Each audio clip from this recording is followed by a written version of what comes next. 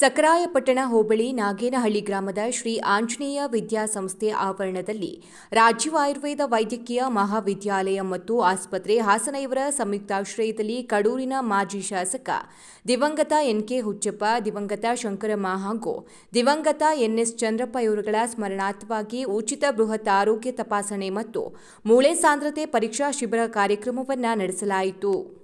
ಉದ್ಘಾಟಿಸಿ ಮಾತನಾಡಿದ ಕಡೂರು ಪುರಸಭೆ ಅಧ್ಯಕ್ಷರಾದ ಬಂಡಾರಿ ಶ್ರೀನಿವಾಸ್ ಅವರು, ಪ್ರತಿಯೊಬ್ಬ ವ್ಯಕ್ತಿಗೂ ಆರೋಗ್ಯ ಬಹುಮುಖ್ಯವಾಗಿದೆ. ಅನಾರೋಗ್ಯವು ಸಾಧನೆಗೆ ಅಡ್ಡಿಪಡಿಸುತ್ತದೆ.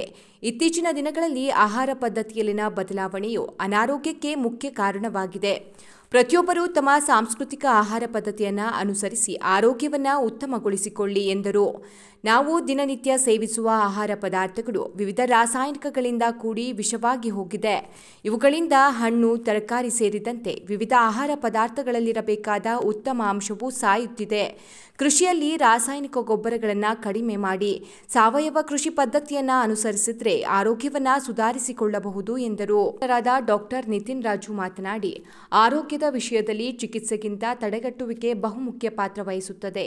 ಗ್ರಾಮೀಣ ಭಾಗದಲ್ಲಿ ಪೋಷಕರು ತಮ್ಮ ದಿನನಿತ್ಯದ ಕೆಲಸದ ಒತ್ತಡದಲ್ಲಿ ಮಕ್ಕಳ ಆರೋಗ್ಯದ ಮೇಲೆ ಹೆಚ್ಚು ಕಾಳಜಿ ವಹಿಸಲು ಸಾಧ್ಯವಾಗುತ್ತಿಲ್ಲ.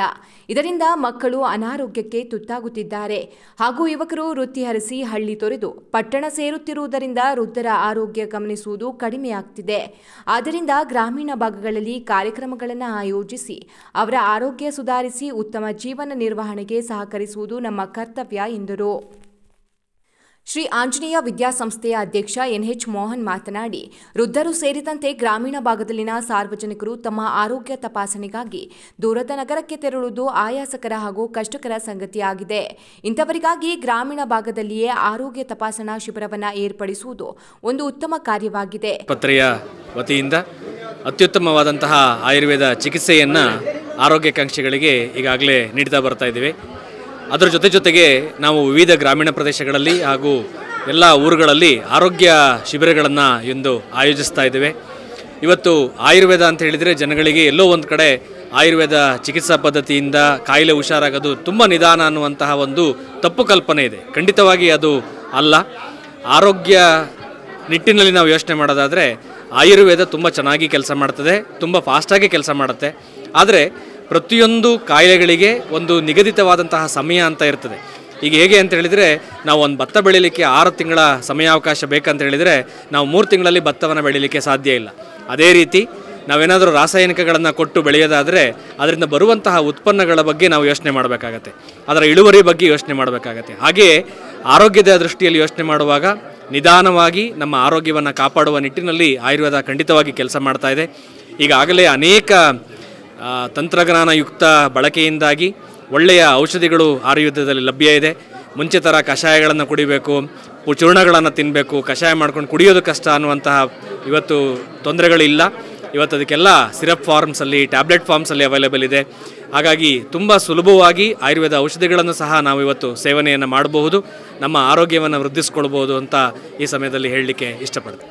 ಇವತ್ತು ಗ್ರಾಮೀಣ ಪ್ರದೇಶದಲ್ಲಿ ಆಯುರ್ವೇದಕ್ಕೆ ಹೆಚ್ಚು ಮಹತ್ವ ಕೊಡ್ತಕ್ಕಂಥ ಕೆಲಸ ಆಗಿರೋದ್ರಿಂದ ಈ ಆಂಜನೇಯ ವಿದ್ಯಾಸಂಸ್ಥೆಯವರು ಒಳ್ಳೆ ಕಾರ್ಯಕ್ರಮ ಮಾಡಿದ್ದಾರೆ. ಇತ್ತೀಚಿನ ದಿನಗಳಲ್ಲಿ ಎಲ್ಲರೂ ಕೂಡ ನಾವು ಇಂಗ್ಲೀಷ್ ಮೆಡಿಸಿನ್ಗೆ ಮಾರು ಹೋಗಿ ನಮ್ಮ ಆರೋಗ್ಯನ ಕೂಡ ಬೇಗನೆ ಗುಣ ಆಗಬೇಕು ಅಂತೇಳಿ ಇಂಗ್ಲೀಷ್ ಮೆಡಿಸಿನ್ಗೆ ಹೋಗ್ತಾಯಿದ್ದಾರೆ. ಆದ್ದರಿಂದ ಆರೋಗ್ಯಕ್ಕೆ ಹೆಚ್ಚು ಒತ್ತು ಕೊಡೋ ದೃಷ್ಟಿಯಿಂದ ಆಯುರ್ವೇದ ಉಪಯೋಗಿಸಿದರೆ ಅದು ಮನೆಯ ಮದ್ದು ಆಗಿರೋದ್ರಿಂದ ಬೇಗ ಗುಣವಾಗಿ ಎಲ್ಲರಿಗೂ ಕೂಡ ಹತ್ತಿರವಾಗಿ ಸಿಗ್ತಕ್ಕಂಥ ಔಷಧಿ ಆಗುತ್ತೆ. ಆ ನಿಟ್ಟಿನಲ್ಲಿ ಎಲ್ಲ ಸಾರ್ವಜನಿಕರು ಇದರ ಸದುಪಯೋಗವನ್ನು ಪಡ್ಕೋಬೇಕು. ನಾವು ಕೂಡ ಎಲ್ಲರೂ ಕೂಡ ಆಯುರ್ವೇದ ಕಡೆ ಹೋಗಿ ಅದರ ಏನೇನು ಅನುಕೂಲ ಇದೆ ಪಡಿತಕ್ಕಂಥ ವ್ಯವಸ್ಥೆಗೆ ಮುಂದಾಗಬೇಕು. ಇತ್ತೀಚಿನ ದಿನಗಳಲ್ಲಿ ನಮ್ಮ ಆಹಾರ ಪದ್ಧತಿಯಿಂದಲೇ ಆರೋಗ್ಯವನ್ನು ಕೆಡಿಸ್ಕೊಳ್ತಿರೋದ್ರಿಂದ ನಾವು ತಿಂತಕ್ಕಂಥ ಆಹಾರ ಪದ್ಧತಿಯನ್ನು ಬದಲಾವಣೆ ಮಾಡಿಕೊಂಡು ಮುಂದಿನ ದಿನಗಳಲ್ಲಿ ನಮ್ಮ ಆರೋಗ್ಯವನ್ನು ವೃದ್ಧಿಗೊಳಿಸಲಿಕ್ಕೆ ಸಹಕಾರಿಯಾಗುತ್ತೆ. ಇಂಥ ಕಾರ್ಯಕ್ರಮಗಳು ಗ್ರಾಮೀಣ ಪ್ರದೇಶದಲ್ಲಿ ಆಗ್ತಾ ಇರೋದು ತುಂಬ ಸಂತೋಷ ಇದೆ.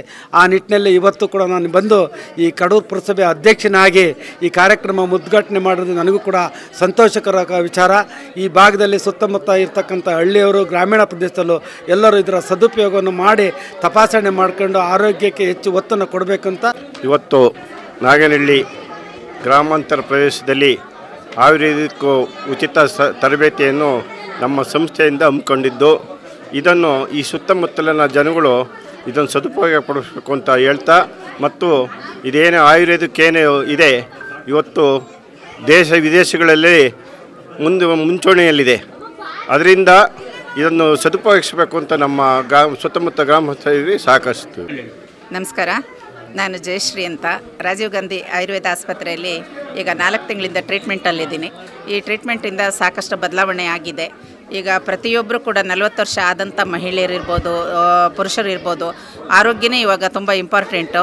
ಹಾಗಾಗಿ ಎಲ್ಲರೂ ಕೂಡ ಒಂದು ಜನರಲ್ ಚೆಕಪ್ ಮಾಡಿಸ್ಕೊಂಡು ಆಯುರ್ವೇದದ ಕಡೆ ಮುಖ ಮಾಡಿ ಟ್ರೀಟ್ಮೆಂಟ್ ತಗೊಳ್ಳಿ. ಇದು ಶಾಶ್ವತವಾದಂಥ ಟ್ರೀಟ್ಮೆಂಟು. ನಾವೀಗ ಅಲೋಪತಿ ಮೆಡಿಸಿನಿಗೆ ಹೋಗ್ತೀವಿ, ಕೇವಲ ಅದು ತಾತ್ಕಾಲಿಕವಾಗಿರುತ್ತೆ. ಆಯುರ್ವೇದ ಮೆಡಿಸಿನಲ್ಲಿ ನಮಗೆ ಪರ್ಮನೆಂಟ್ ಸೊಲ್ಯೂಷನ್ ಸಿಗೋದ್ರಿಂದ ಪ್ರತಿಯೊಬ್ಬರು ಕೂಡ ಇದ್ರ ಸದುಪಯೋಗ ಪಡ್ಕೋಬೇಕು ಅಂತ ನಾನು ಈ ಮೂಲಕ ಕೇಳ್ಕೊಳ್ತೀನಿ.